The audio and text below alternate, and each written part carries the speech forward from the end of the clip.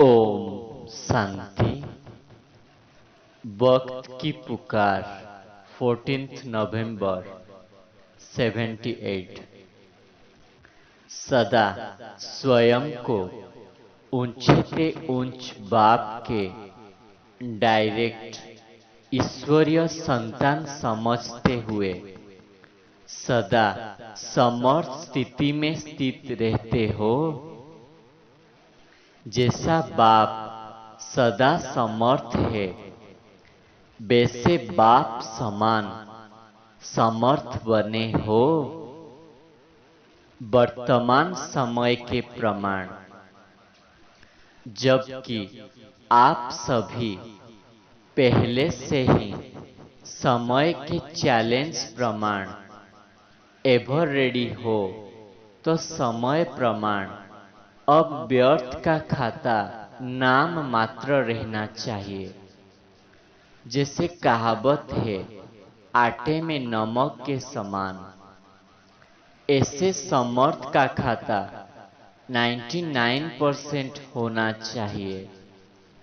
तब ही भविष्य नई दुनिया के लिए 100% स्वतो प्रधान राज्य के अधिकारी बन सकेंगे। अब तो भविष्य राज्य या आपका अपना राज्य आप सबका आह्वान कर रहे हैं। किन्हों का आह्वान कर रहे हैं?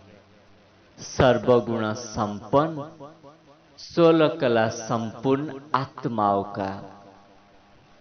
समय प्रमाण वर्तमान स्टेज का चार्ट निकालो। समर्थ कितना और व्यर्थ कितना, संकल्प और समय दोनों का चार्ट रखो। सारे दिन की दिनचर्या में कौन सा खाता ज्यादा होता है? अगर अब तक भी व्यर्थ का खाता 50% या 60% है, तो ऐसे रिजल्ट वालों को कौन से समय के राज्य अधिकारी कहेंगे? क्या सतयुग के पहले राज्य के या सतयुग के मध्यकाल के या त्रेता के आदिकाल के? आदिकाल के विश्व अधिकारी वही बन सकते हैं जिन आत्माओं का वर्तमान समय, संकल्प और समय पर अधिकार है। ऐसे अधिकारी आत्माएं ही विश्व की आत्माओं द्वारा स्वतो प्रधान आदिकाल में सर्व का सत्कार प्राप्त कर सकती है। पहले स्वराज्य, फिर है विश्व का राज्य। जो स्वराज्य नहीं कर सकते, वह विश्व के राज्य के अधिकारी नहीं बन सकते। इसलिए अभी अपने को चेक करो, अंतर्मुखी बन स्वचिंतन में रहो। जो आदि में पहले दिन की पहली सुनाई जाती है, मैं कौन? अब इस पहली को अपने संपूर्ण स्टेज के प्रमाण, श्रेष्ठ पोजीशन के प्रमाण, बाप द्वारा प्राप्त हुई टाइटल के प्रमाण चेक करो। व्हाट एम आई? यह पहली अभी हॉल करनी है। अपने सारे दिन के स्थिति द्वारा स्वयं को जान सकते हो कि आदिकाल के अधिकारी है या सतयुग के या मध्यकाल के अधिकारी है। जबकि लक्ष्य है आदिकाल के अधिकारी बनने का, तो उसी प्रमाण अपने वर्तमान को सदा समर्थ बनाओ।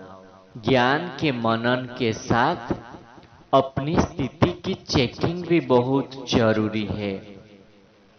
हर दिन के जमा हुए खाते में स्वयं से संतुष्ट है या अब तक भी यही कहेंगे कि जितना चाहता है उतना नहीं। अब तक ऐसी रिजल्ट नहीं होनी चाहिए।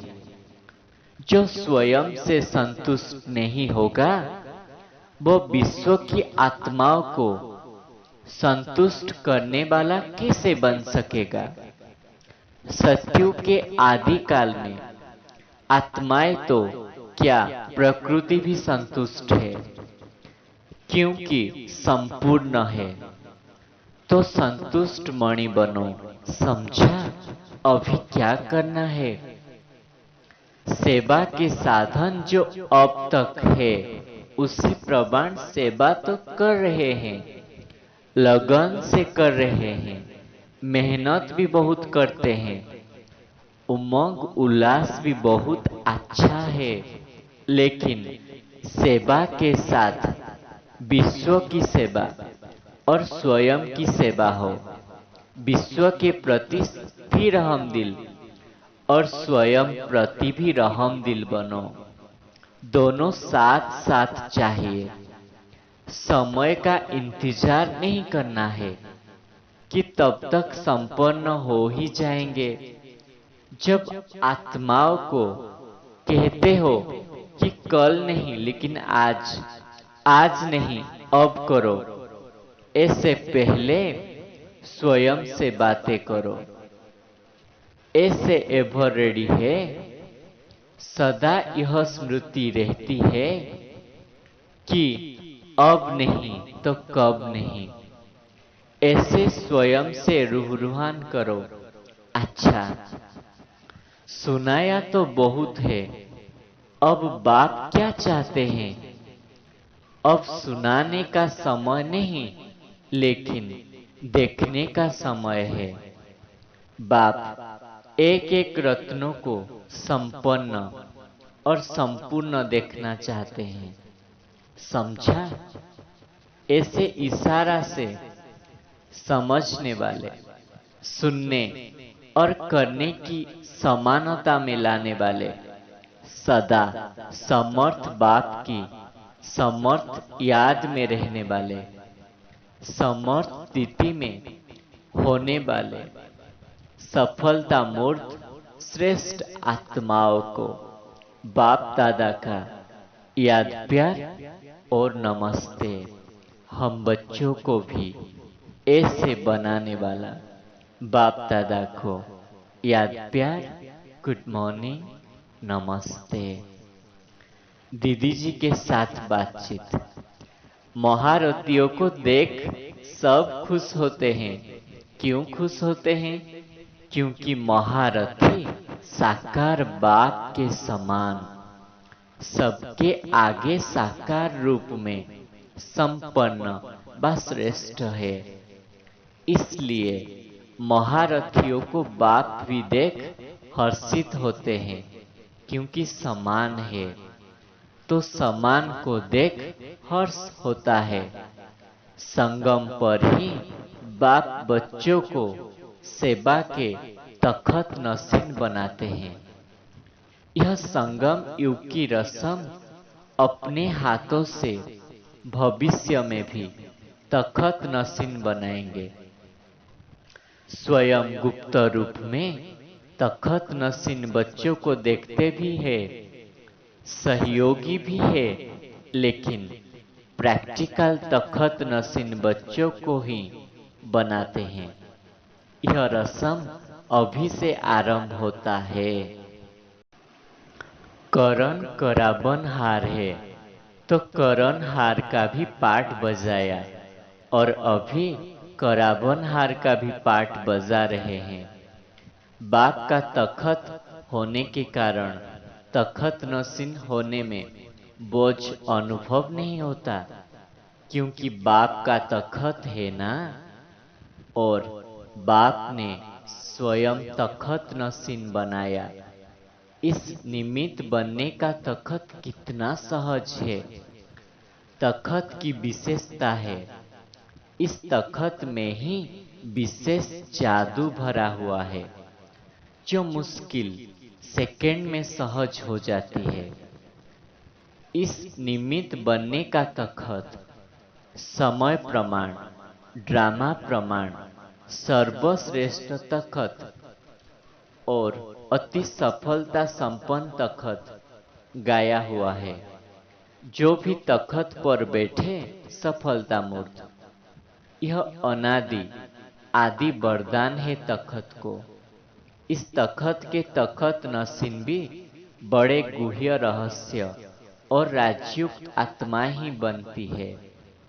बाप दादा महारथियों को वर्तमान समय भी डबल तखत नसीन देखते हैं। दिल तखत तो है, लेकिन यह निमित्त बनने का तखत बहुत थोड़े को प्राप्त होता है। यह विराज बड़े गुह्य है। फिर बाबा ने मधुबन निवासी भाइयों से मिल रहे हैं। मधुबन निवासियों ने बहुत सुना है, बाकी सुनने का कुछ रहा है। सम्मुख सुना, रिवाइज कोर्स सुना, अब बाकी क्या सुनने का रहा। जितने तीर भरे हैं उतने छोड़े हैं। मधुबन निवासियों को 3 प्रकार का सर्विस का चांस है। किस प्रकार की सर्विस का विशेष चांस है? विशेष मधुबन निवासियों को सहज सर्विस का साधन यह वरदान भूमि या चरित्र भूमि का आधार है। इस भूमि के चरित्र की महिमा अगर किसी आत्मा को सुना हो तो जैसे गीता सुनने में इतना इंटरेस्ट नहीं लेते जितना भागवत सुनने में है, तो ऐसे प्रैक्टिकल चरित्र सुनाने का साधन मधुबन वालों को है। इस दान और चरित्र का भी परिचय दो तो आत्माएं खुशी में नाचते रहेंगे। जब भी कोई आते हैं तो विशेष चरित्र भूमि को जानने और अनुभव करने आते हैं। तो मधुबन निवासी भागवत द्वारा सर्विस कर सकते हैं कि यहाँ ऐसा होता है, तो आप लोग धरनी की विशेषता का महत्व सुनाने के निमित्त हो। जिस नजर से सब आत्माएं एक एक रतन को देखते हैं, उसी तरह उन्हें बाप की तरफ आकर्षित करो तो कितनी सेवा है। यहाँ बैठे हुए प्रजा बन सकती है या फैमिली बन सकती है। जैसे ताजमहल में गाइड्स कितने रमणीक ढंग से ताजमहल की हिस्ट्री सुनाते हैं, ऐसे चरित्र सुनाओ तो उन्हें सहज ही याद रहेगी और उस सेवा का फल आपको मिल जाएगा।